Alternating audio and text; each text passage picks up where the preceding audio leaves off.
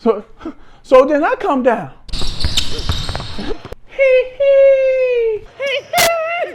Hee hee. Hee hee. Oh! Don't you take me!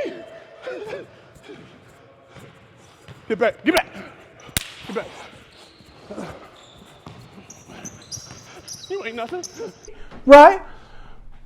That's all right. Don't you take me! Hold on. Oh, shit. Welcome to the louuuyoung show. Clap it up, man. louuuyoung. Yeah, I'm about. Hey, before we go any further, everybody, we gotta give a round of applause to Dwight Howard, man. Come on, man. Legendary career. Thank you. First ballot. Straight out of high school. #1 pick. Most guys don't pan out from high school to the league like that.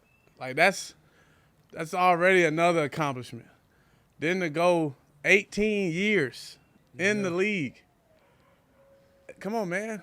18. That's a long time. So how old were you when you went in? 18. 18 to go 18 and 18. Then That's go crazy. first ballot. The Redeem team, gold medal. And that next year you took the Magic to the championship. Get a man a statue. Jersey already in the rafters. No, it's not. It's not yet? I thought that. No. When your retirement? That was what was that? No, all I did was get the, I was in the Hall of Fame, the Magic Hall of Fame. So that wasn't really? No, the Magic Hall of Fame is actually tough. It's only 13 players that have ever played on the Magic that's on the Magic Hall of Fame. So I'm the 13th player, which is pretty cool, man. Shout out to the Magic. Shout out to the Magic, man. I see you got the hat on. Hey, man, look. Outside of everything, if you got a Magic hat, a Magic jersey, that's something you can wear to a pool party, get a little vibe or something. Yeah, that's just static. yeah, You know what I mean? That's legendary stuff. But how you feeling, man? Man, it just, when you said that, it just hit me like I played in the NBA. And I started at 18 with the Magic. Yes. Like coming into the league at 18, fresh out of high school, fresh out the prom, fresh off graduation. Like to be sitting here today is just a testimony in itself. You know, after playing 18 years and having a sound mind, being healthy, Hall of Fame, first ballot, all those things is like, it's amazing. It's a dream come true. It's like everything that I dreamed of, it became a reality. Like to go, like you say, damn. So you went from like I'm thinking about me and prom. Like me in high school at prom, I'm going to prom. You know what I'm saying, and I'm enjoying high school life. Yeah. And then I know I'm going to college. I know I'm going to, I'm about to go to Georgia Tech. I'm about to play ball. You know what I'm saying? I got that. But, bro, you about to go from prom to the big leagues. Like you know how they, like, kids skip a grade? Yeah. You know what I'm saying? Like.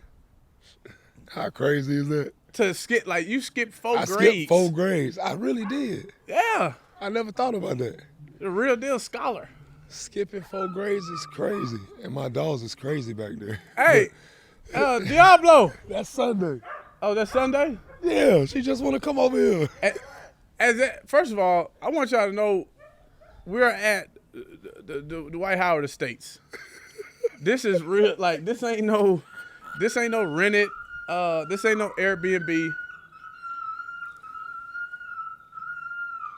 We might as well just let them. She got stuck. Oh. Because she trying to hurry up and get through the door. Oh. She all right?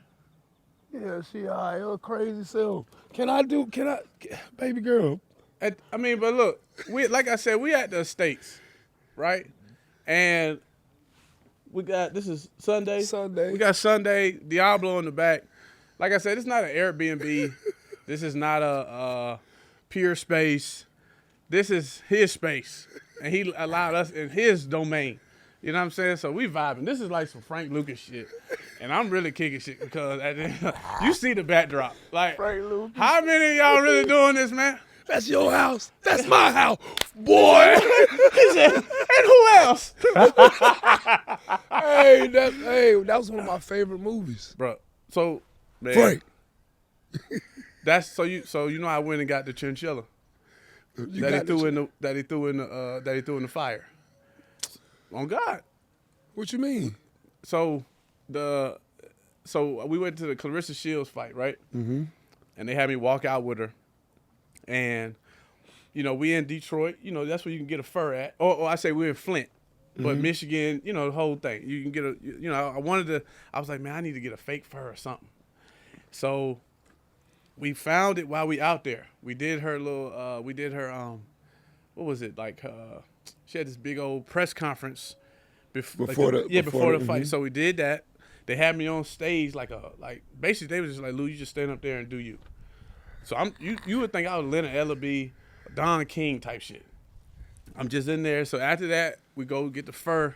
The first fur we see is it looked just like it. The hat, everything. The one that he went to jail for, I'm pretty much a replica. The same one. Like a replica. Yeah. Yo, that was one of I'll probably watch that movie every single night just so I could repeat all the lines and act just like Denzel. Like that's a movie I could go to sleep. That's like a nighttime, like a bedtime story. Yeah. Like, yeah. You see what I'm saying? Like, yeah. I don't mind hearing them hit like that. Yeah, what was like on that movie? Like, why didn't he? I was rooting for him. Like, I wanted him to get away. I think it was the jacket. It was the jacket. No, it wasn't. Well, it was the jacket, but it was just like the man said, the Chinese man. He said, "Quit while." What he said? Quit while you're ahead.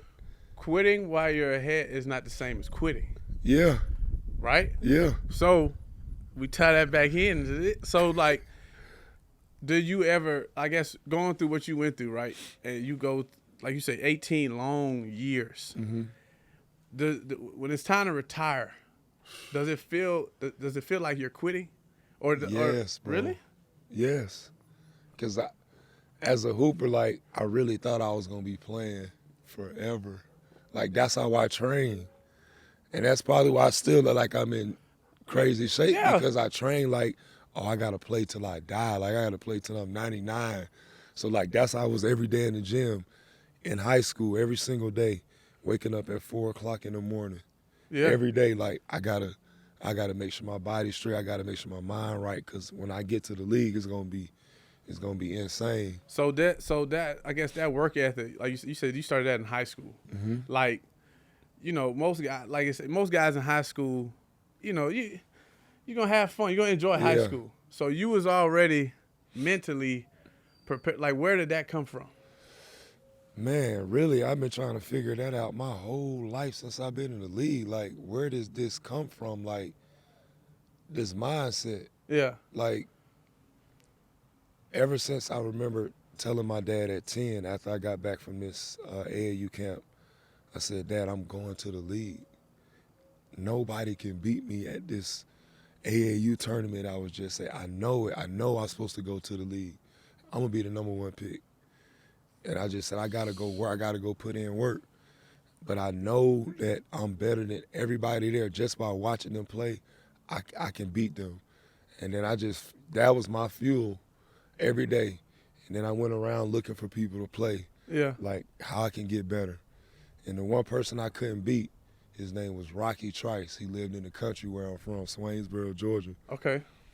And when I beat him, I knew I was going to the league. It's always like, I think, because I'm a hooper. Even though I play football, I'm a slicker hooper. You know what I'm saying? And I pride myself on being one of the best hoopers that ever graced the NFL. I'm telling you, it's just real talk. So you that far. Dwight, I don't really tell a lot of people this, but my first offers came from basketball. For college? College. What school? Now we ain't getting all that. Like now we talk about that. Like, let me see. The first one was William and Mary. Okay. So that's like D1. At that time, I think it was D1 AA. Now I know they real D1 now. So it was like William and Mary, then like William and Mary and like Richmond, right? And then That's still 5. so then it was like that's like my sophomore year while I'm playing, and then but I was really fine in football. So I'm And starting, then you just and then like right after that, then I started getting offers, like Maryland, and then that's for the football, but schools started like you know what I'm saying like offering me for both. That's fire. You know what I mean? That's tough to be offered in 2 sports to go to school somewhere. But so what I'm saying, I understand like, but my focus, even though I was good in football, right? Yeah. I had way better offers in football, like that grassroots, that AAU.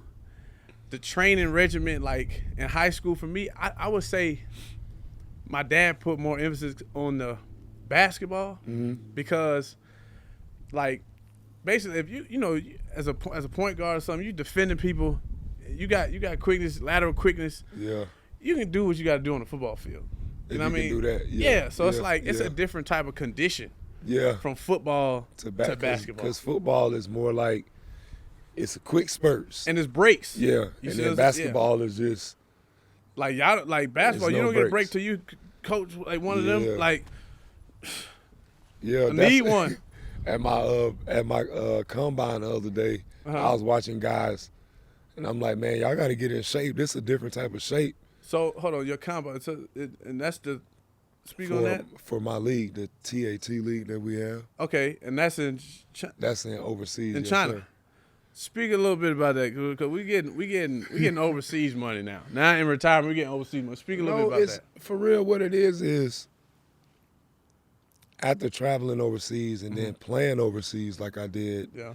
in Taiwan and the Philippines, I realized like it's so many opportunities that we might miss because we want to stay in the box. Right.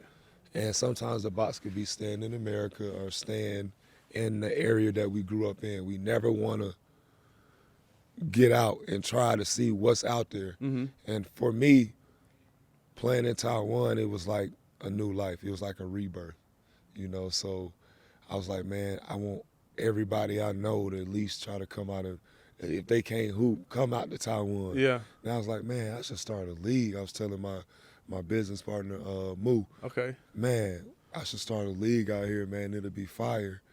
And then 3 years later, we're going into our 3rd year. We got a combine. We got tallest players, 7'7". We got Out 7'18". Yeah, he out there. Yeah. What is that nigga name? His name is Samuel Dogera. He's a actual Nephilim giant. He's from the land of the giants.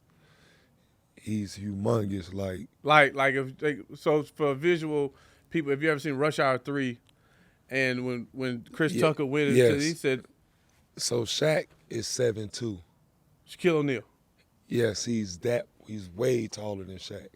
Cause yeah, that makes sense. Cause I'm 6 foot, and a lot of women try to slight me and say I'm 5'11" and a half, and it's like, baby, I'm 6 foot, whether you like it or not. 5'11" and a half. Yeah, they be trying to slight me like, cause I like tall women, Dwight, So you like climbing trees. my whole life. Why is it backwards? Because- Why the tall men like short girls, short women? Yeah, like you would probably date a damn near a midget.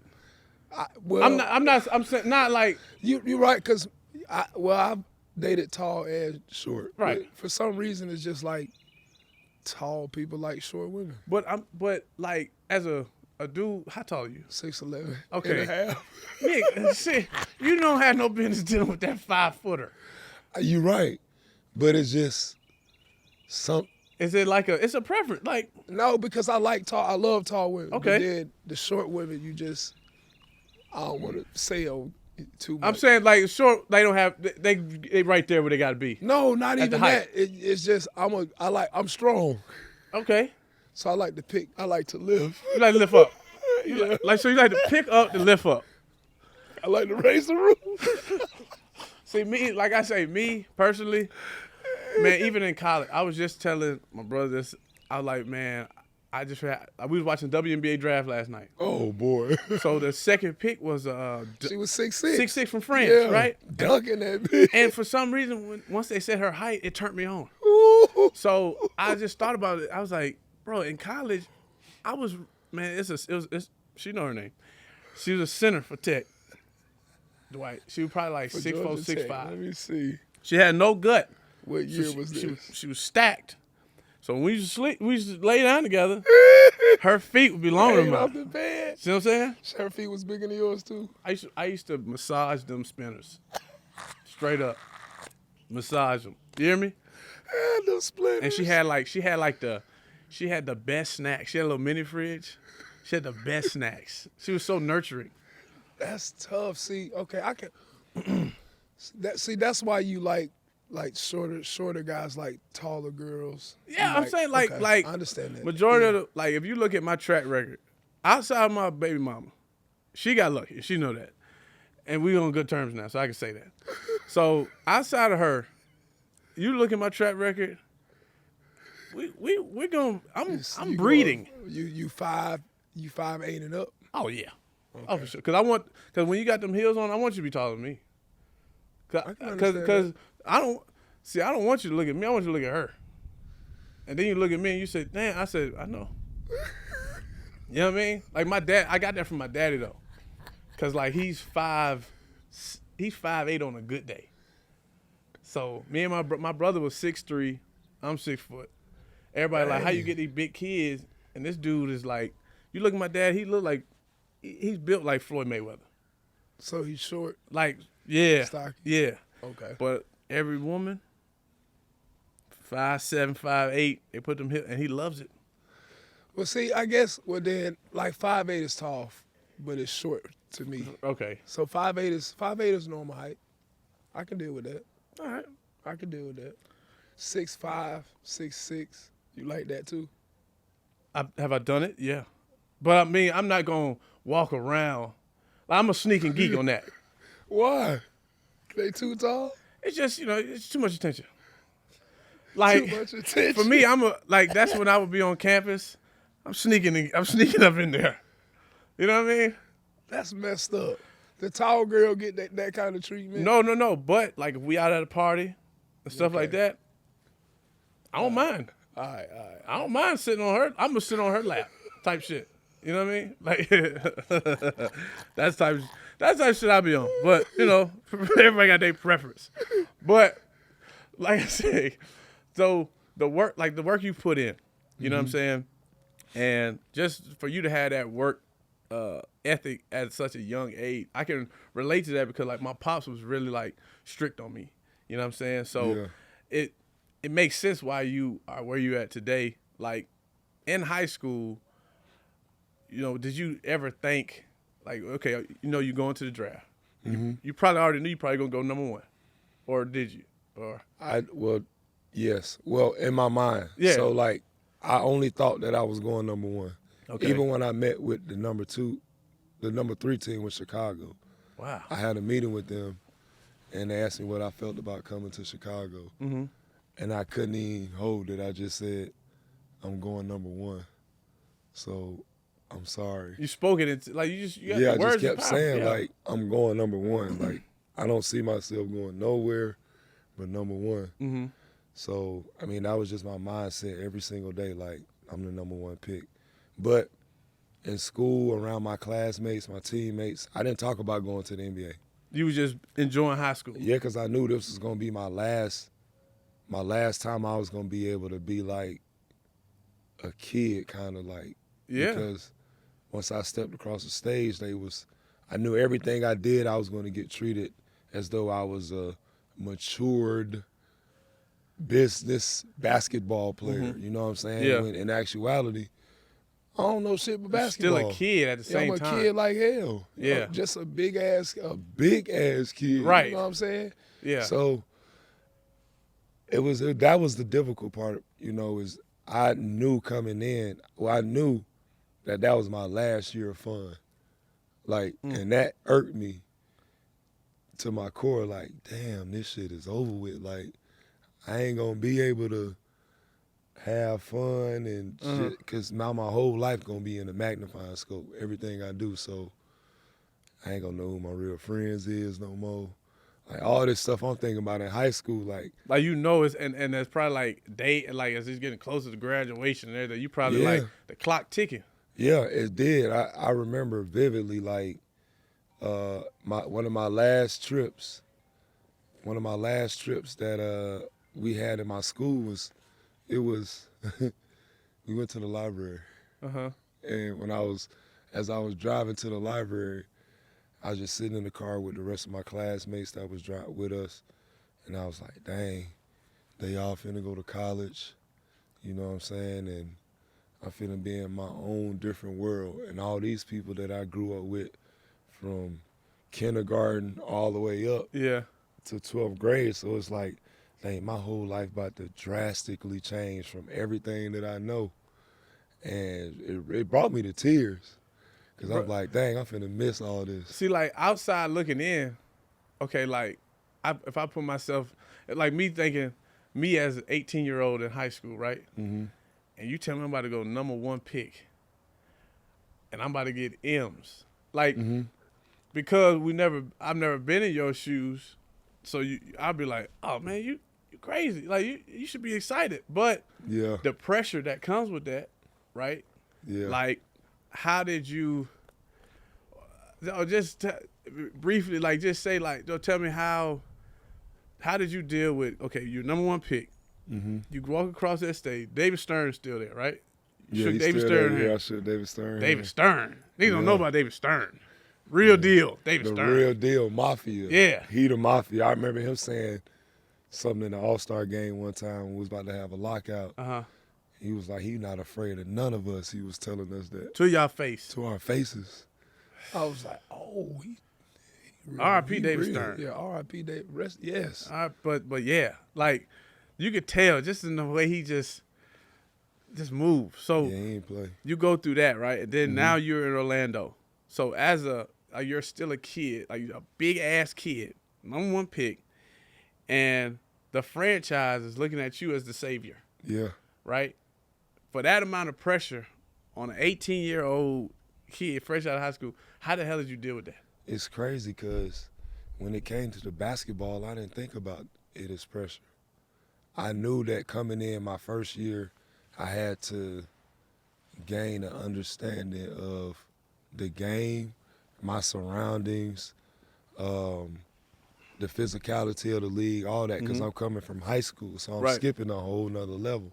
So I never, I've always played up competition with AAU and stuff like that, so I'm like, all right,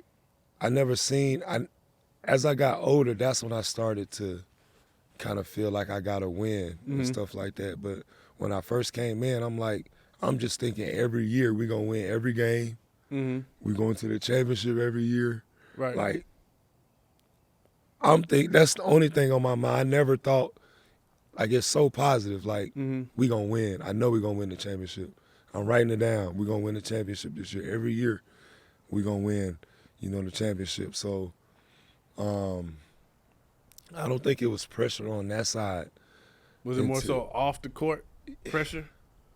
For family and friends to try to take care of them and all that kind of stuff. Like now it's like you go from the kid to the boss.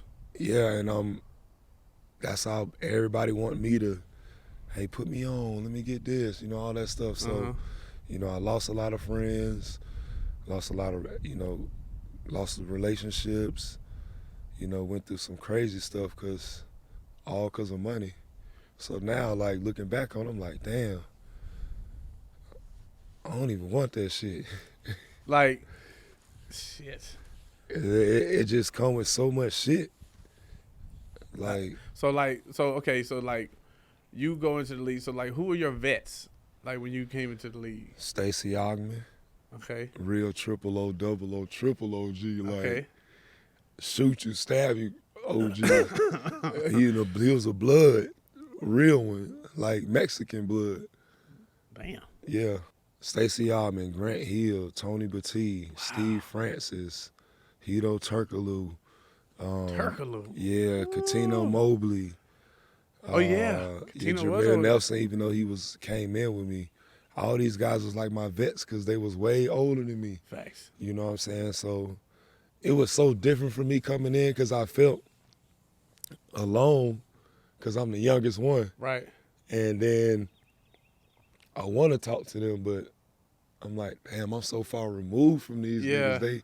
They way older than me. Like, Yeah. 25 is older than me at 18. 100%. So I'm like, damn, how do I navigate this? So I wanted to just talk to the owners. And I'm like, man, can y'all help me? But at the time, I really didn't get a lot of, feedback or response from them. It wasn't no, yeah, what you need. It was nothing. So I had to really just go learn it on my own. Right. And that's the part that whooped my ass because that's when I experienced so many failures and shortcomings from trusting people with money and, you know what I'm saying, being a manager and all type shit. Yeah. And then that's when you lose. I lost a lot because I'm over here so focused on basketball that I can't really see all this. But I'm Yeah. thinking I got trusted people. Yeah. But they know I'm over here and I can't see all these little numbers. You're Right. talking about millions of dollars. So now, one wrong look, I'm glancing, I see something that might not even be there and that could throw me off or something that they done took, or it could be anything. And I done had a lot of these situations happen. So, and at the end of the day, a lot of people would blame those people, or stuff like that. Yeah. But for me, I'm like, well, shoot, that's my experience. That's what I had to go through. So now I can look back and say, hey, to my kids or anybody else that's, that got an ear to listen, like, hey, this is some of the stuff I did. You don't want to do yeah. that. Yeah, don't go down that path. Stay away from goddamn money unless you know how to use it. Well, okay, like when it comes to money, like what's the biggest loss you ever took? The biggest loss I ever took, $8 million. God, Jesus Christmas. Do you know what I would do with $8 million right now? You know what I would do with $8 million right now? Shit. I was so mad when All at once? they stole from me. Yeah, it was all at one time. And so I was actually in the process of trying to buy a WNBA team. Mm. And when I was doing this, this was before everybody really was watching WNBA. Mm-hmm. So, and I was a big supporter. What year is this? This was 2020 when I did this. Okay. And so 2019 was when I started talking about to my agent. I was like, yo, man, I want to get a WNBA team. They finna go up. I'm like, man, WNBA is finna pop off. I see it. Mm-hmm. I said, I go to all the games in Atlanta, the Atlanta Dream. My mom, I got her season ticket, so it's only right Right. Yeah. that I get the dream. Yeah. And I was like, man, I want to highlight how these women have to work multiple jobs just to survive. They got kids, and I was trying to really do a whole bunch of good stuff. So gave it to my agent. My agent was like, let's get the process started. Mm-hmm. We started talking to the Dream, talking to the GM. I'm getting behind the scenes. I'm talking to the owners, all that stuff. They like, we only want to sell you the team. So at this point, I'm hyped. Right. I'm like, man, this is all I've been wanting. And so the NBA tell me that I can't actually own a WNBA team outright because I still play in the NBA. And I'm like, well, that don't make sense. It's two different entities. But I said, okay, I'll get an investment group. Mm-hmm. And then I'll be, that's what we was kind of, hoping for, that I would just be in the back. Uh-huh. And my agent and investment group, they kind of basically run the show until I'm done playing. Mm-hmm. So that was kind of the whole goal. And we saw what they was asking. I got the money, sent it to the people who were doing the investment group. Uh-huh. Once they got the money, Gone. gone like the wind. Took the money, went and bought houses, cars, jewelry, went and spent it up. $8 million worth. And when I had found out, how I found out is this. Once I gave the money, my agent and the people hit me back like, now you the owner of the dream. So I'm going crazy. I'm telling my mom, hit her up like, Mom, I got the dream. Then I go on ESPN, they got the ticker, and it said that the dream had been acquired by some other people. So I'm like, hold up. I call him like, yo, what's going on? Like, I'm hearing something. He like, oh no, the people said they using your money. I'm like, what? This ain't got nothing. So I'm like, man, yo, if I don't get my money, like I'm finna go crazy. He like, dude, I'm gonna get your money back, don't worry. So it started to get real wild. You know, I'm getting more pissed off and heated week after week. Coming up is no. $8 million, man. It's a lot of money. Oh, you owe me $80. I'm gonna whoop your ass. Yeah, so I'm $8? like I'm heated. I'm like, yo, if I see you, like I'm looking for everybody. Can't get them. So this happened in 2020. The case just finished this year. He only got 12 years in jail. My agent, he pled guilty and he helped. So I think he got parole or probation or something like that. What the fuck? And then it's crazy how it worked. All the stuff that he's bought, before I can get any money back, the feds get the money first. So it's like, why did I should have just went about it the street way how I was thinking, but I can't do nothing like that. Yeah. But that's why I was like, man, I should have just went and beat him up. I would have felt better than doing this whole. Could put Diablo and Sunday on that nigga. Diablo on his ass. But man, that was the most money that at that time. Oh, but overall, I've lost a lot of money. I've lost a lot of friends. I lost a lot of relationships. Lost time with family, all that stuff with my kids, all because of money. Do you feel like now that you know that now you get into this next chapter, so to speak, right? Mm-hmm. And Above the Rim, if y'all, I just was on that. That episode will be coming out soon, so y'all check that out. Check it out. But like, you know, and your social pages and you just getting into this new space, right? Like, do you feel like now that some of that time is coming back a little bit? Yes. So I would not say money is bad. Let me just say it like this. Like, the love of money is the root of all evil. So when you are a person loves money, that's when evil starts to creep in. And all types of evil comes with that being in that position of having money or power. And I just really just saying like I rather just use the money to be able to take care of my family, right. Make sure that everybody got as good as health as possible. But I just don't want to, whatever it comes with, that other stuff, like, just keep it away because it's caused so much division, caused so much heartache and heartbreak. You know, it's like, people like, and I get it. The other day I was talking to somebody about this, and people always say this, it's easy for you to say this because you had it or you got it. Yeah. And then I say back to him, yeah, that's why it is easy for I me went to through say it. it. Okay, yeah, real. It's hard for people who have not. Yeah, like I say, somebody from me hearing you say 8 million, I'm finna jump in the pool. Like, because it's like, but I've never lost 8 million. Yeah. They might not pay me 1,000, 2,000, 3, maybe 8,000. 8 million. So it's like, for me, you know what I'm saying? I'm like, but how? But what? Man, I would have never, you don't know what you would have did until you're in them shoes.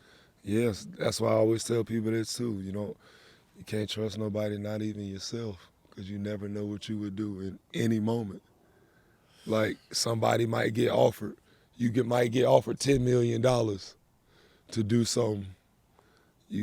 With no money, you probably be like, I ain't gonna do that. But $10 million, you might change your mind. Like I always say, I won't put a dress on. 10 million? Dwight, look at me. I'm gonna have some long division, dude. I gotta think about it. I gotta pray to God on that. I understand that. I totally understand that. But that's what I'm saying. Like, that's what I'm saying. When it comes to the love of money, Yeah. people will do just about anything. Yes. And so when I lost that $8 million, that was something that one lesson that I even learned from that. Like, people will do anything for money. People will lie, steal, they will cheat, whatever it is to gain access to money. Mm-hmm. So it is very difficult when you're in a position where you have or people think you have, Mm-hmm. and you're like, damn, like, I didn't play basketball to sign up for this. I played basketball because I wanted to be one of the greatest to ever play. Right. I didn't play basketball thinking that all this was going to be with it. You know what I'm saying? So, but now looking back, I would have just understood how to use the money that I have in the right way or whatever it might be. It would be better. Now you say you play, like you say you are one of the greats, and you played to be, and you know, that was your mindset, right? Mm-hmm. And you've definitely accomplished that because, like I said, we always said first ballot Hall of Fame, and then you have greats that are about to walk you out for your Hall of Fame. I believe KG, Shaq, yeah, Kareem. No, well, that would be dope. But Dennis Rodman, yes, and possibly Patrick Ewing and Kevin McHale. Hey, motherfucker, sleeping. I forget about Kevin McHale. Kevin McHale was cold, and these are all the coaches. These are guys that coached me. Outside of Shaq, but Akeem was with me in Houston. Patrick Ewing was with me in Orlando. True. Okay. And then Kevin McHale was my coach. Was Patrick Ewing wasn't playing? No, when you, Patrick Ewing was one of my coaches. Okay, yeah. So, you know, to be able to say that I've been coached and I played against some of the best, and then to be considered one of the best, you know, it was just like seeing all the hard work and dedication actually pay off. But then realizing, like, where did it come from? Where did I get this mentality, this mindset, this spirit? And so I just be very thankful that I was even placed on this planet to be able to have this experience, to be able to do this. Because this mindset, to see it all go from being in my head to reality. Yeah. And I'm young, to be put in the Hall of Fame at a young age. Oh, you're not even 40. Yeah, that it. You know what I mean? It's so like, it just gives me so much. I just want to, if I could hug God. Yeah.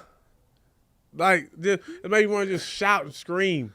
Like, I do. For joy, though. I do. Like, I can't, sometimes I have to, I did it one time here at the house, and one of the neighbors called the police. How the hell can they hear this big-ass house? Because I was screaming loud as hell. Man. So, they going to have to sue me. Cause hey, look, man, it's just big-ass. If I'm living in a house like this, I'm going to just scream every day. Thank you.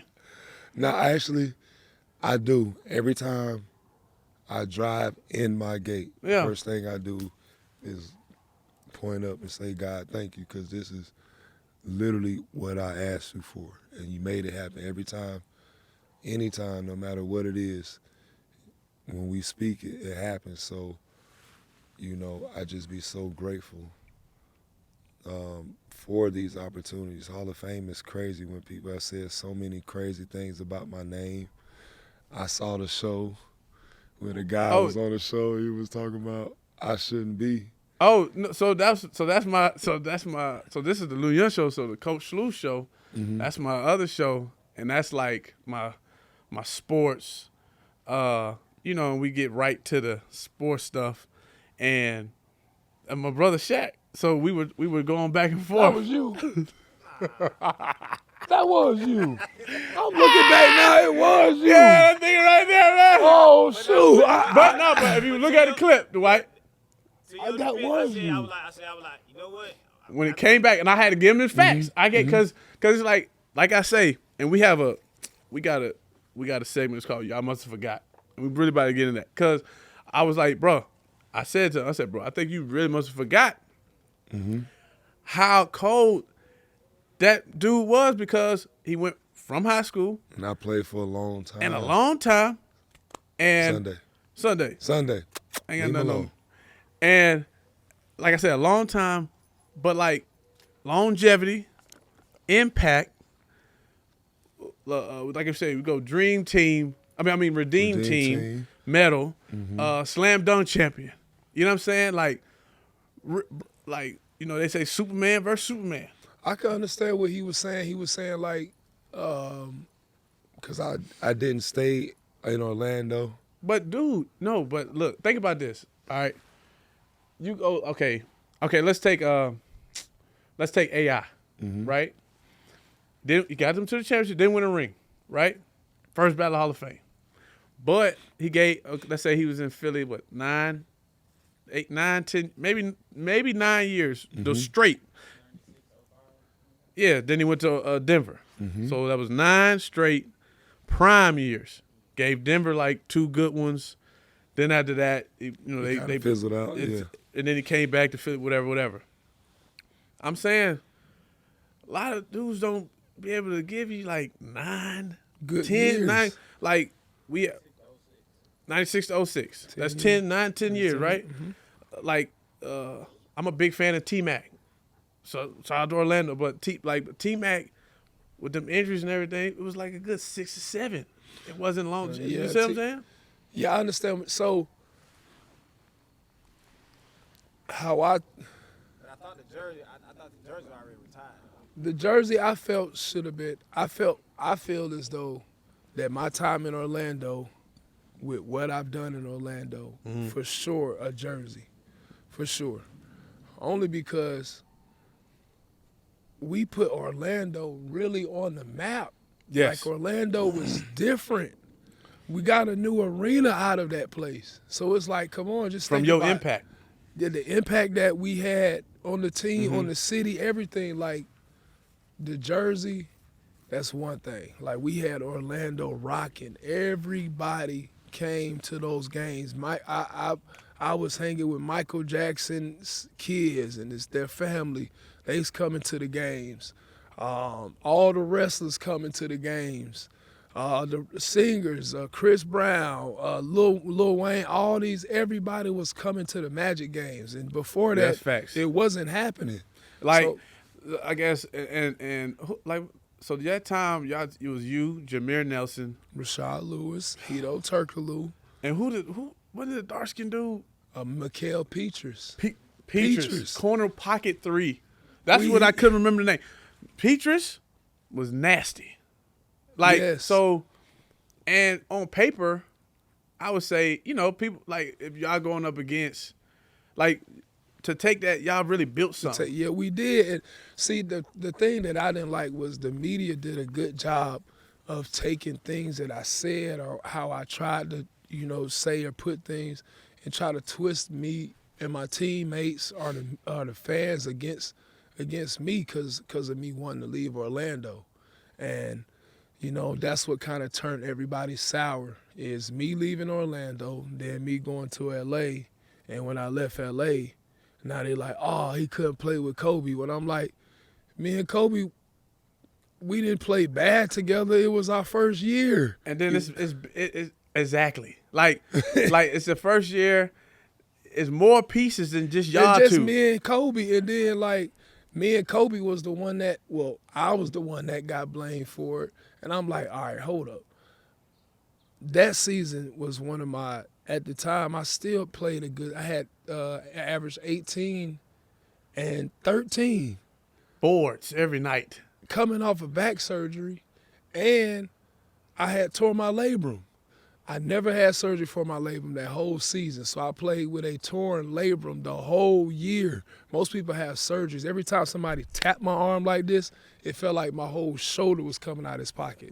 For those y'all don't know, to play with a torn shoulder, any type of I tore both of these shoulders playing ball, right? Oh my God! It's literally like coming back from it. It's like people don't realize just running. Yeah, everything you do, you trying to lift your arm up, all this. So think about how I play. Yes, How I play. You're above. Jumping every time. I'm doing this every time. Ooh. So now people like, oh, he's soft because he crying about him hurting us. Like, I'm like, what? Like, do you realize what I had to endure to come back to play that season for the Lakers? Like, I left the Magic. They traded me. They traded me right after I just had back surgery. Nobody, I don't want to say nothing bad about the Magic, so I'm not gonna go. But like you said, I get what you're saying. It's like you're like people don't realize what you're dealing with as you're going through this stuff, and then it's like, well, it's like, dude, he's not healed yet. I came back in 4 months. I was supposed to sit out the whole season with the Lakers.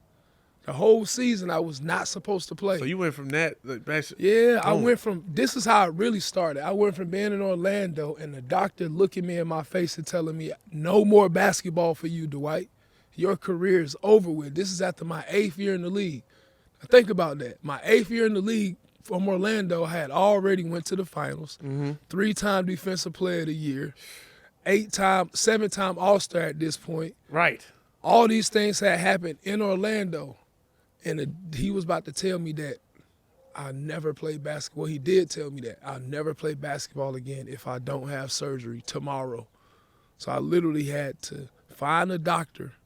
My mom, dad, everybody was like, man, I don't know about back surgery. You can get paralyzed if they move 1 millimeter. Anyway, you can get paralyzed. Yeah. But he told me I need to have surgery because I couldn't do a calf raise. So I couldn't lift my leg. I couldn't do a calf raise. He said, you gotta have surgery to get your nerve cleared, get my herniated disc off the nerve. So I had surgery. They pulled out the biggest herniation in anybody's back. They pulled that out. 4 months came back. The first month I could not do no running. I could only walk back and forth in the hotel for the first month. And the next 3 months is how fast I had to train to get back to come back and play. And I actually had back surgery twice. The second time I had it was when I came back and played for the Lakers again and won the championship and lost 30 pounds in 30 days. Damn. Vicious. Oh, shit. Look. Cut back. Cut off. You was on the gas. Look at this. Look at this. Did you see the colors? Yes. It was purple, yellow. Like Barney. So, different women have different fantasies, and you wanted to make sure they reached their fantasies. That was my thing. But I mean, you were Magic Johnson. That's all right. You didn't mind being a daredevil every now and then. Was there ever any protection between you and the others? Or were you raw, skiggity diggity? Clear as day, right? Speaks for itself. I got you. I mean, guess we all can't pass the test.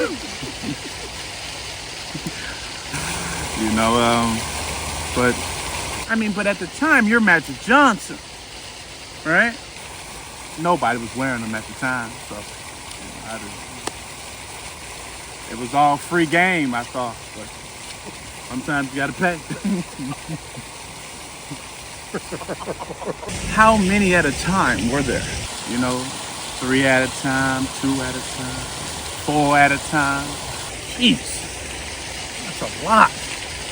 I mean, it's everybody's got fantasies, Some women like it rough.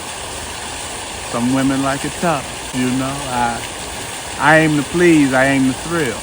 Were you finishing then someone else, or is this all simultaneous? That was me. You know, whether they wanted it in the tush or the kush. You know, did you ever get tired? When you know, you know. You know, and that was my thing. Were you ever sore? I didn't lead the league in assists for nothing. You know, so I was just I was he. You know, and it was a time. Was this in offices? Was this in the building? Where were these things happening, Magic? Because I mean, again, you're Magic Johnson. At times it was scary, you know, because you don't know who's gonna walk in. And I could be mid-stroke and I didn't know where to go. You know, it's just, I'm just poking holes and stuff, you know. It's just, at times it was stressful, but, you know, when she wants it, you gotta, you know, give it to her. So that was, you know when you got a freak. And you know when she really wants when she wants that LD. It says LD, long D. Oh.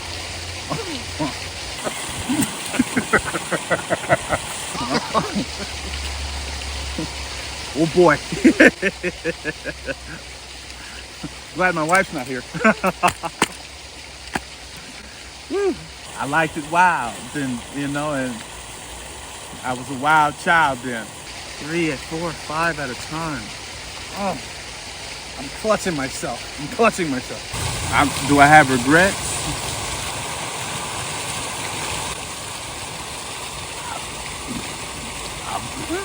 I'm not gonna be here.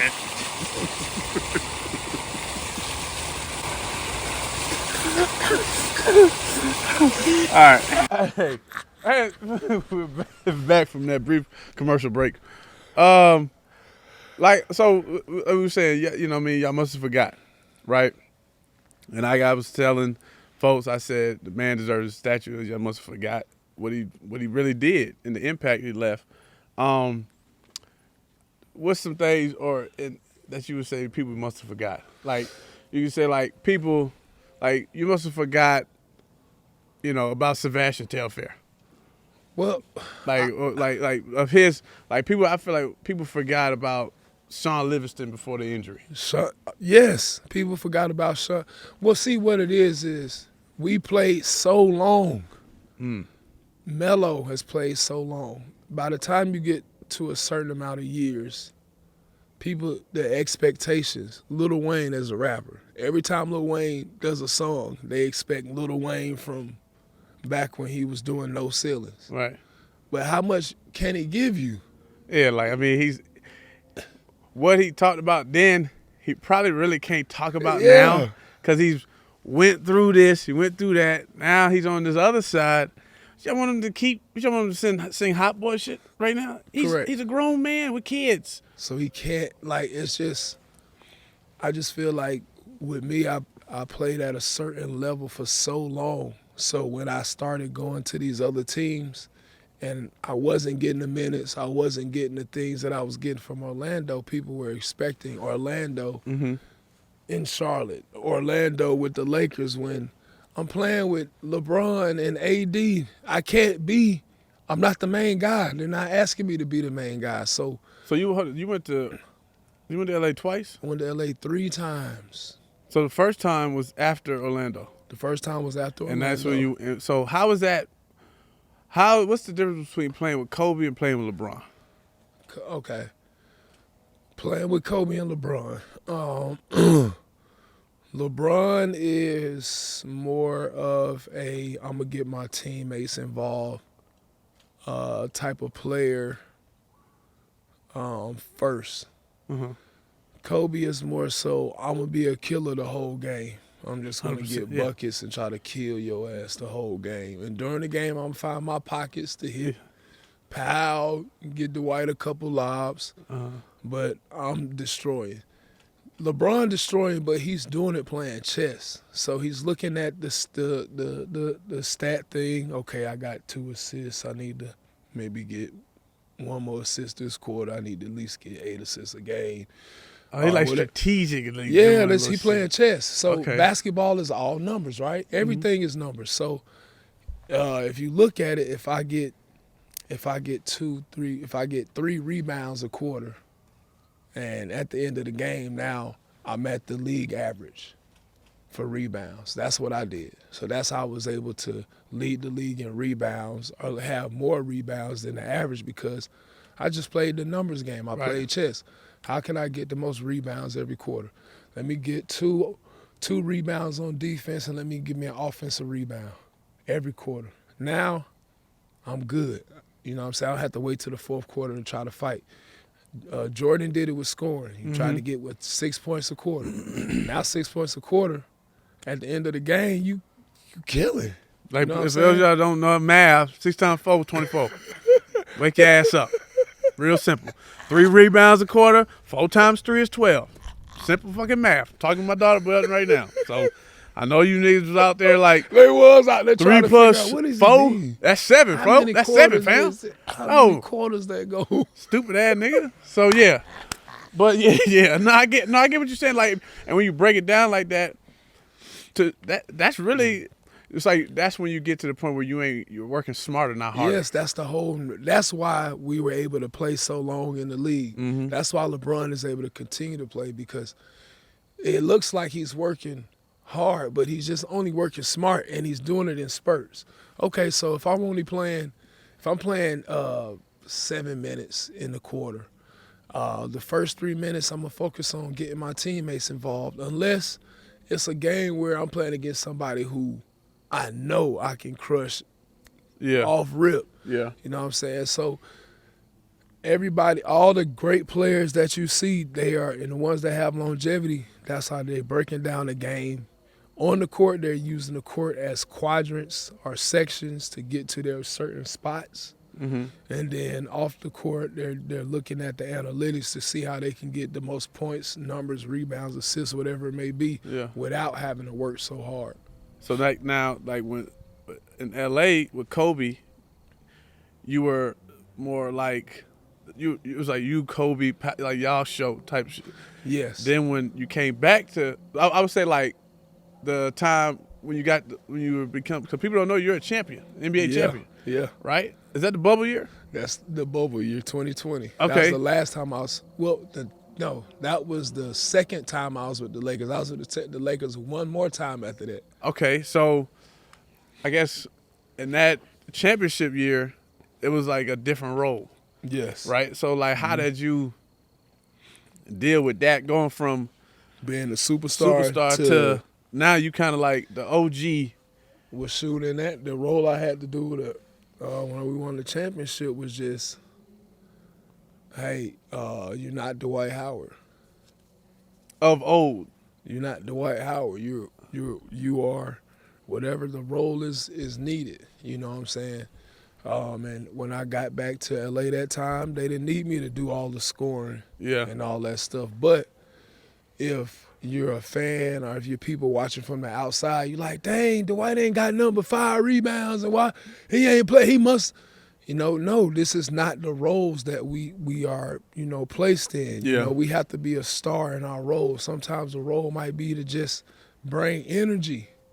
And that could be hard when you done been the best, you know what I'm saying, to go from that to just being a person that, hey, we just want you to bring energy. Just be loud on the bench. Yeah. Get everybody hyped. And I'm like, y'all could have just let me be the mascot then, put a dog on. But see, I know that role because that was my role in the league in the NFL. It was like I was scratching and clawing just to make the team.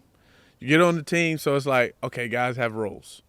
Like you got Cam Newton, who's Superman. Yeah. He's number 1, QB1. And you got his weapons. You go defense. You got Luke Kuechly, Thomas Davis, Josh Norman. Yeah. Roman Harper. Like these guys, Kurt Coleman, they are who they are. Charles Tillman, this, that, and third. And you got special teams, was where you got your energy, and I'm like a special teams bench guy. What is my fucking role is to bring high energy, and I'm gonna run down and crash out, because I was a YN at that time. I was real YN. You know what I'm saying? I'm gonna crash out, and but I accepted my role. Like, I'm no longer The star. the star or the prospect. Everybody like building up you. You know what I'm saying? Sometimes for guys, I've seen that. Whether somebody makes it out of high school or they make it out of college, or they get to college or what have you, or you could, when those roles change, sometimes that's a tough pill to swallow, pause. Yeah. And to really go through that, to mentally, you see dudes sometimes they crash check out. They Yeah. don't know how to deal with it. Yeah, that's true, and I can understand because you've been in a position where you've been that person. Yeah. And then really it just comes with being, and it's hard, emotional secure.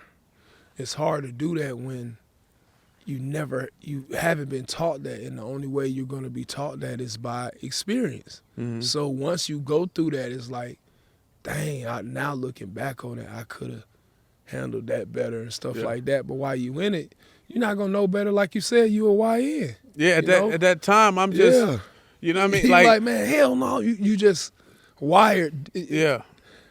And that was very hard for me because I'm like, man, I know I can still do all this stuff. Like, why? But then I had to have that understanding. I am a part of the whole. I'm part of the group. Mm-hmm. We're trying to win. This is not an individual sport. You know what I'm saying? So that was very difficult. But once I was able to put my pride to the side and my ego, then I was able to actually step into my role because I knew what I needed to do. I didn't have to have all that energy to try to score, play deep, do all that like I had to do in Orlando. So that championship year in Orlando, when you I played had to against do the Lakers. everything. So was there so that series was 4-2? That was 4-1. 4-1? Yeah. That was 4-2. Was it? No, we won one game. We won the one game. They didn't win man. 2 games? L.A. LA. No, we won one game. No. We won LA, one. Orlando. We won one game. We was the only team in Orlando to win a game in the playoffs. No, the NBA championship? That was that was it. We won one game. It was 4-1. All right. Well, okay, so y'all build up, you know what I'm saying?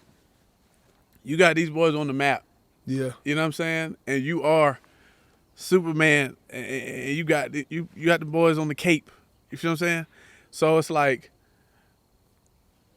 not finishing that or getting that ring at that as that Dwight. Was there any do you feel like being in that role they automatically make you the scapegoat or the blame, or was it different in Orlando? When Orlando, I don't think they made me the scapegoat, but I don't think people understand how difficult it is to be the main player on a professional sports team and you're in the finals. The guy. You're the guy. So everything that the other team is going to do is going to be done to make sure that you don't score. They're basically, coach comes in the for those of y'all who are just spectators or fans, there's team meetings. And whether it's basketball, football, baseball, soccer, hockey, pickleball, they go to the board. There's Monday meetings.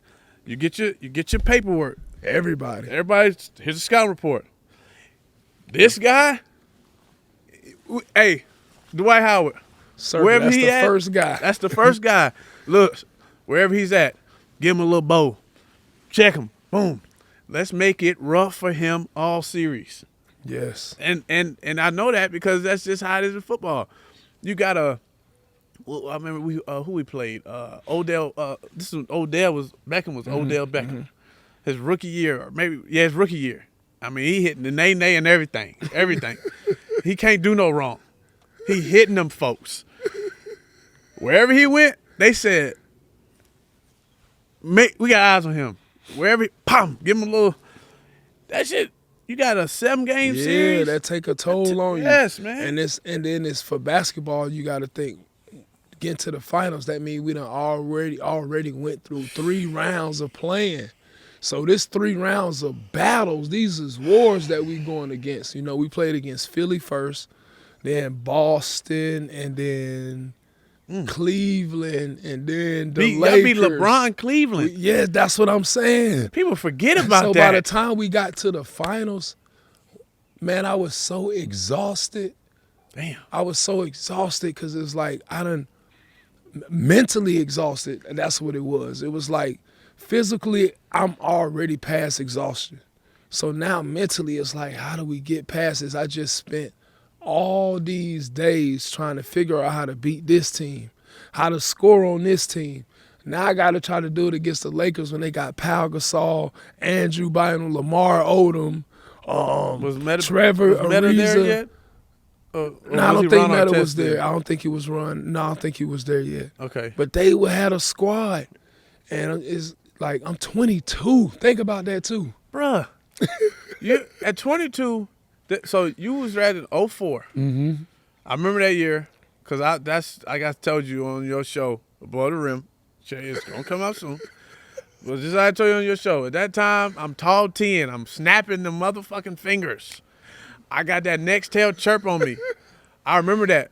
I'm wearing a headband. You remember how they used to wear the headband on the scalp, on the back of the bat? You know what I'm talking about? Yeah. Bruh. I ain't had that type of head, though. I stuck with the regular head. Listen, dude, this is a chrome dome. So I was able to do a lot.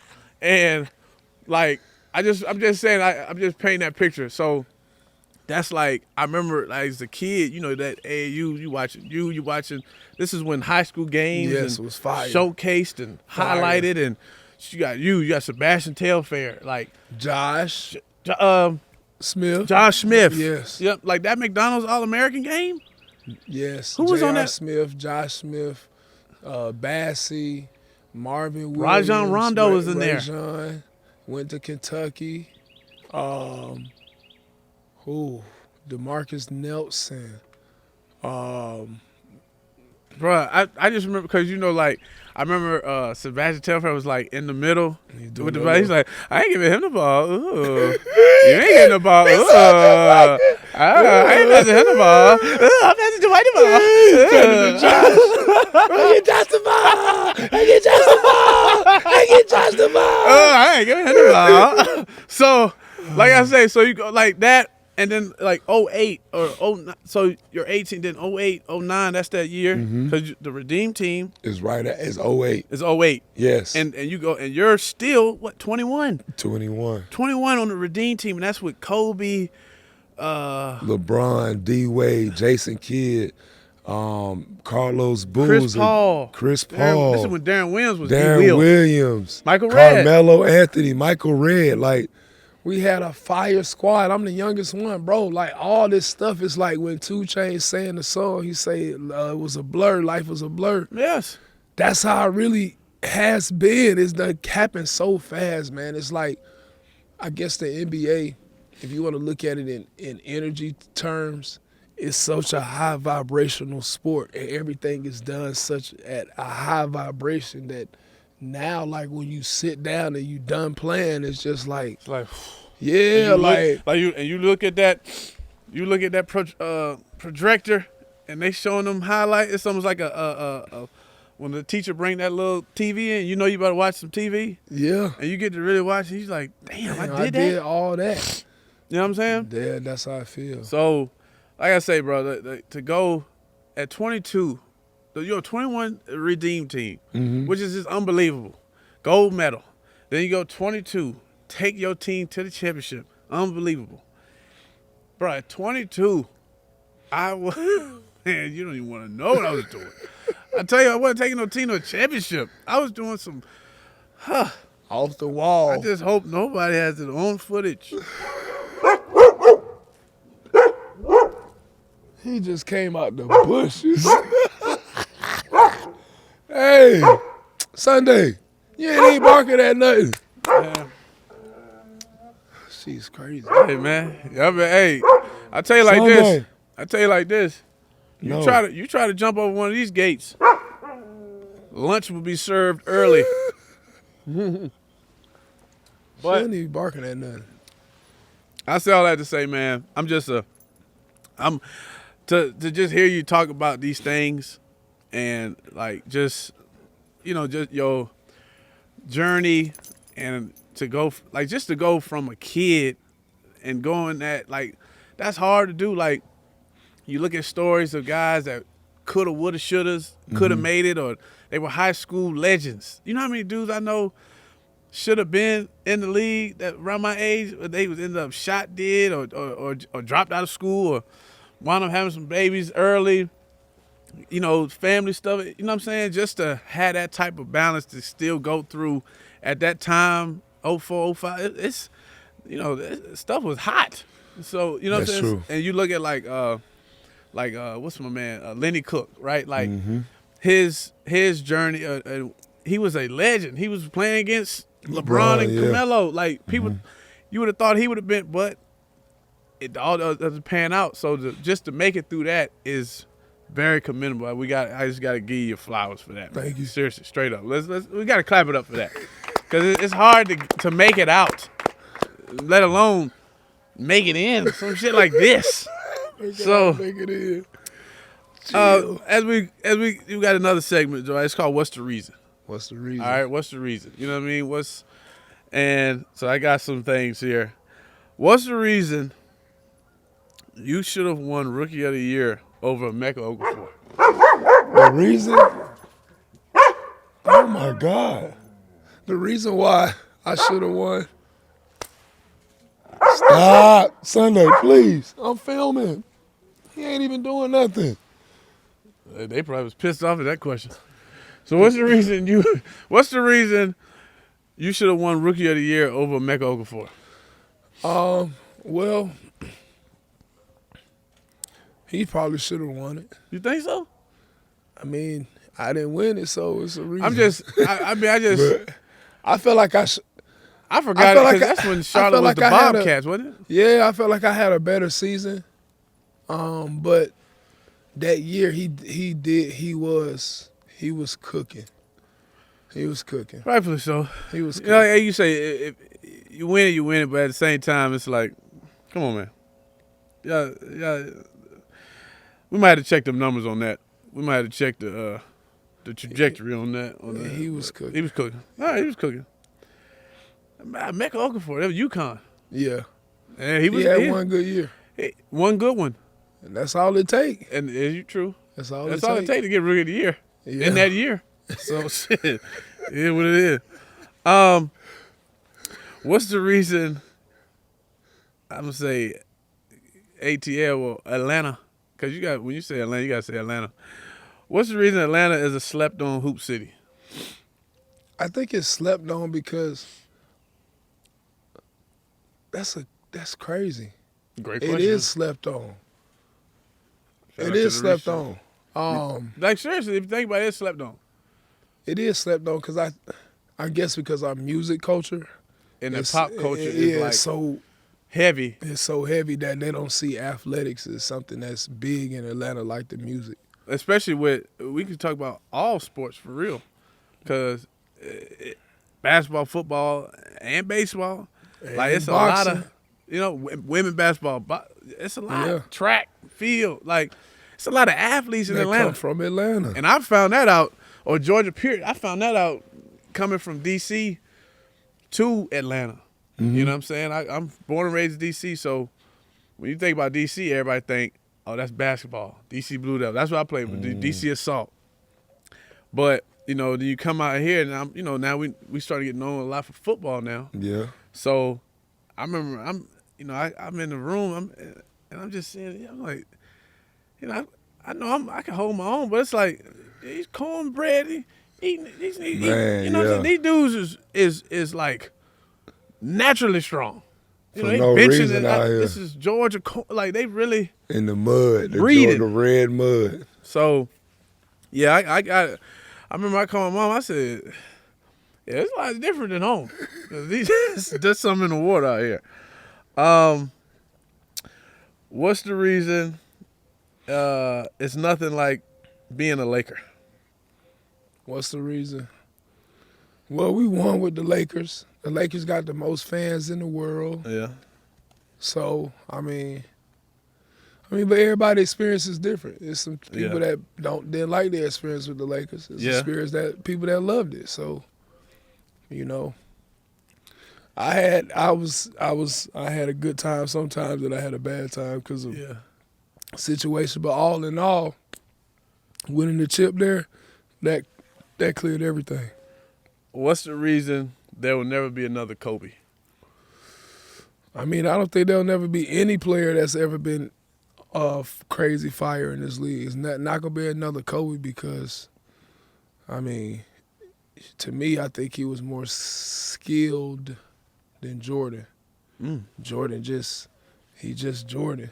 Like everything he did was just so cold. But I don't think people understand. Like, I think MJ was way more athletic than Kobe. I think he's way more athletic, but skill-wise. So skillfully, Kobe had to really work on shit. Yeah, that's what I'm saying. He's skill-wise because he could shoot with his left hand.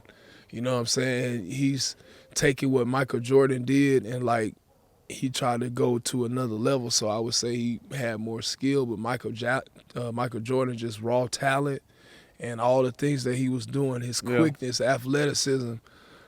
Kobe didn't have that. Even though Kobe was athletic, he could jump. But it's the Michael Jordan walk, how he walked, how he chewed his gum. Like just lean, killer. When he did all the stuff in mid-air, like the bald head, like it made people want to get the bald head. Like like to really willingly get a baldy without going bald is diabolical. I've done it.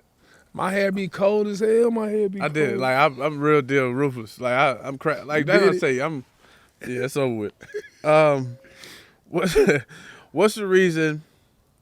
The OGs need to support the next generation instead of, overly criticizing the younger generation. Well, see, I think that every time there's a criticism of somebody from a younger generation, then it's magnified. Mm-hmm. They might have said something more than just one thing, but the one thing that they said that was bad or criticized them with, that's what's being exploited and put out there. So now it could come off as the player, the older players hating on the younger player. Like, okay, so you kind of, like you and Shaq had battles, right? Yeah. And because obviously, when you're coming in the league, that's 2004, right? Yeah, he been in the league a while. He had been in the league a while. Mm-hmm. He I think he just won that ring with the Heat. He had just won. He won in 06. 06. Okay, so he's still was after. Right, so he's getting to the. He's going to the Heat, and he's getting to that. This is almost the end of Shaq's era of dominance, prime Shaq. This young guy is coming up. He's about to take the reins, right? Normally, it's like, go ahead, young fella, like, let me give you the keys. Yeah. So, I guess, like, from your own experience, that battle, you know what I'm saying? Like, that. How did you feel about that battle? Was that tough to deal with? Actually, no. I used to love playing against Shaq, you know, especially as I got older into the league, because I started talking a little bit more trash, going at him. And you was becoming, your own. But to be honest, for me, every game was just a way to show off, like, what I would say is what people would say their art. Mm-hmm. So for me, basketball was a way to show my art off, like how I played. It was an art to me. You know, I wanted to entertain the crowd. I wanted to lead people after the games like, dang, that was a great ass experience, because I did all the hard work before I got to the game. So all the practice in the gym, all the hard work, it left me in a place where once I got to the court, I could laugh, joke, and have a good time, because it felt so easy, because I had did all the hard stuff already. You was already prepared. Yeah, I was so prepared. I put the work in. So now I'm on the court and I'm jumping high and I'm dunking. I'm like, oh, this is crazy. Like, I really did this. Yeah. So it wasn't like I was in a place where I'm talking trash to opponents in a bad way, or I'm trying to, like, make them look bad because I'm talking trash or smiling. Yeah. But it's just You naturally I'm just having fun. a good time, and I'm like, this is fun. Like I'm blocking shots, and I'm like, can play with the crowd by saluting, or, Yeah. you know, pointing at a fan or something like that. But it wasn't to try to like slight another person on another team or anything that way. It was just, this is my way of saying, God, I made it. Thank you. This is fun. Yeah. I mean, it's never work when you're having fun. You know Never, what I mean? but then it started to get fun. Well, work as I got older, Right. and politics started to get into it. So that's when the fun stopped. Feel that. What's the reason money could be the downfall for an athlete? Money could be a downfall for an athlete because what money can do is it could magnify your it could magnify things in your life, things that you could be addicted to, things that like, let's say if somebody likes cars, they get a whole bunch of money, then they're gonna go buy a whole bunch of cars. So that money is just, it exposes, you know, kind of like addiction or something like that. You know, like people be like, oh, I always say this because my coach Wilkes, he always said, like, you know, people say money changes people. Well, he said, no, it just make you more who you are. And now you got the means to do it. So, on another level. Yeah, so that's how it is, you know. And it's wild to kind of be in that position because it's like coming up, it's like I didn't have it, but then now to have it. Yeah. So it's like, oh, shoot, I could buy a house. Yeah. And then now I'm young and like I can buy another house and another one. Yeah. And instead of just thinking like, nah, this ain't right, you know what I'm saying? But luckily I made it out with my mind, like I said. Yeah. And I'm very thankful about that. Playing 18 years and at the end of my career to top it off with being in the Hall of Fame is the biggest blessing and also the biggest honor that you could receive as a basketball player.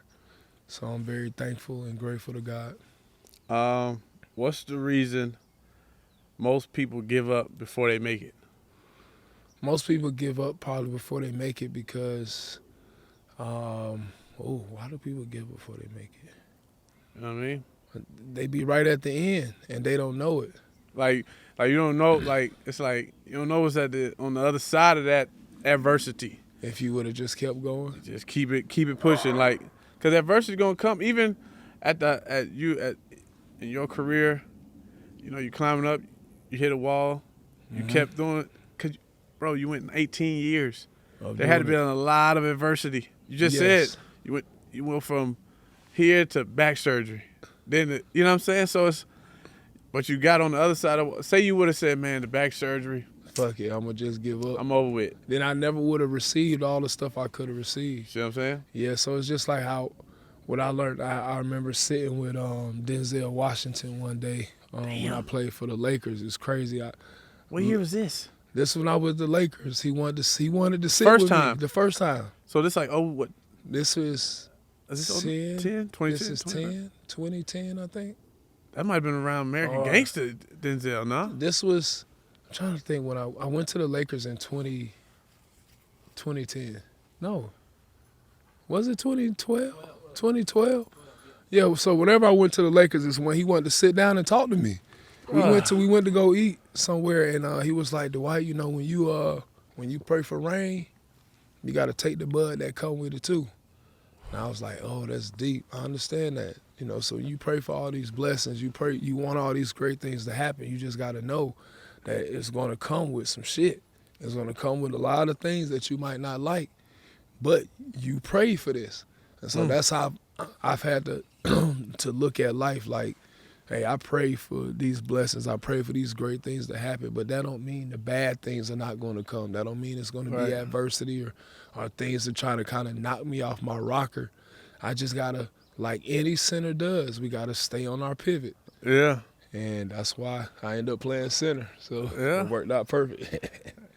Speaking of, and you pivot and you shot, fake, pivot, dunked And it on dunked these the niggas for a hell. lot of years, and you've been able to go from an 18-year-old kid to a grown-ass man doing it to the Hall of Fame with all these accolades, and pivoting into this next chapter of your life is only going to be, astronomical because of the work ethic. It doesn't stop.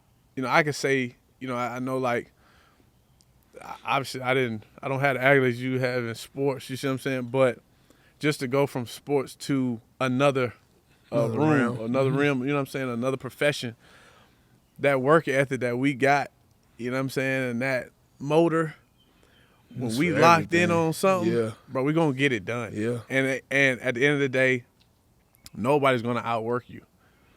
They're not going to outwork us, especially when we know how to channel that shit into this. Yeah. Bro, this content shit, like, you ain't got to raise that roof no more.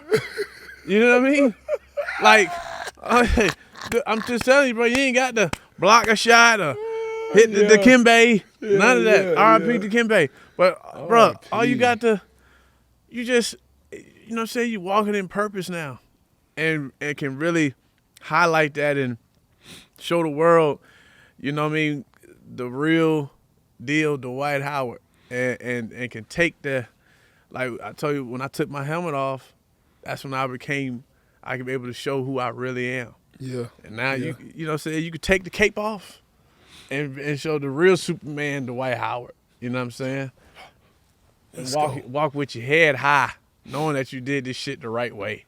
Yes, sir. So with that being said, and as we conclude on the louuuyoung Show, y'all make sure y'all like, subscribe, tell a friend to tell a friend, and subscribe again. Pork side, deep fried, sunny side, Lakers in 5. Lakers in 5. Well, what's the reason? Nikolai, Coca-Cola, Lakers in 5. Pap smear, cashmere, lemon square, Lakers in 5.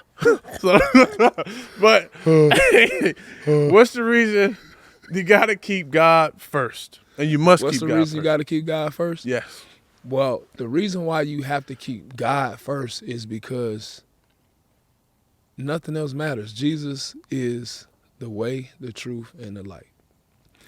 So if anything else is coming first in your life, then you will not be able to get to where you need to get to. And that's basically putting you before anybody else, putting your mask on first. Mm-hmm. You know, and understanding that God is directing your paths. Why? Because Jesus is the author and the finisher of our faith.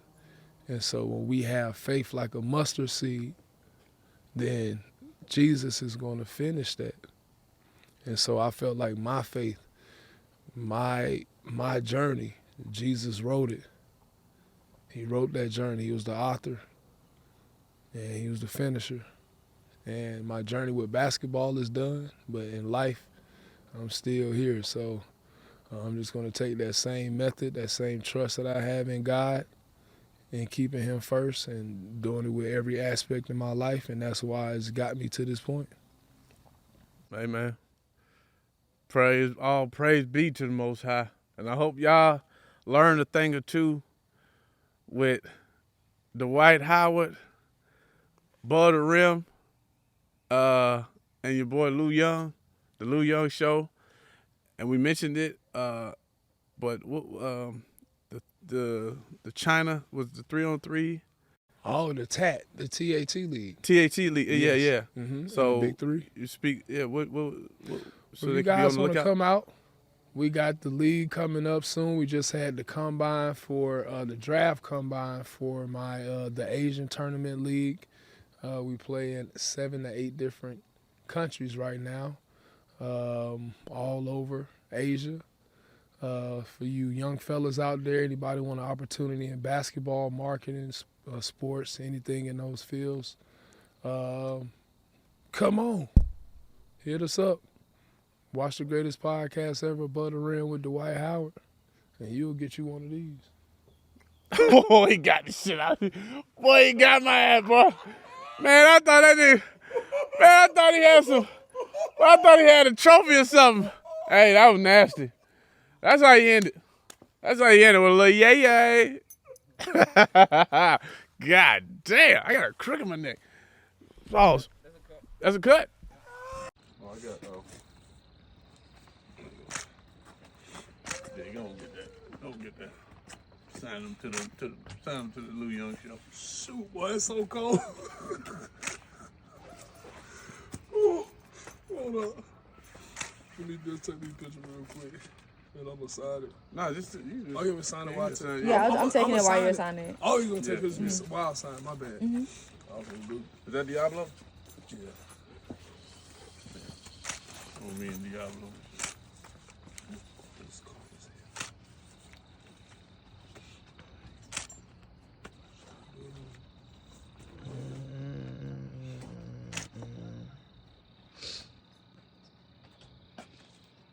Oh man, this is Dwight Howard. What we talking about? At the end of the day. Oh my God.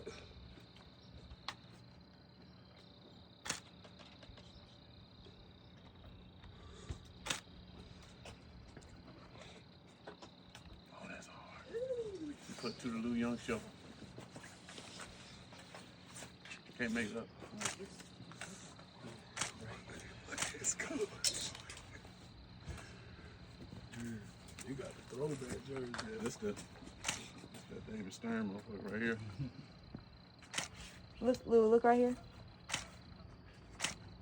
Take 2 steps up. Both feet.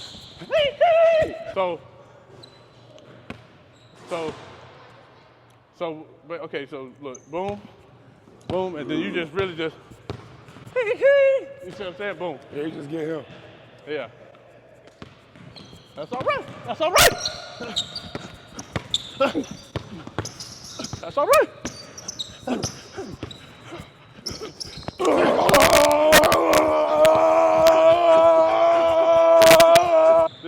So, do you want to be? Or do you want to move with me?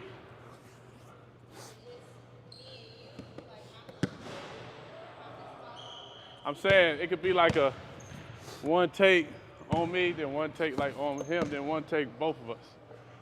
So we do 3 takes. Yo, come on.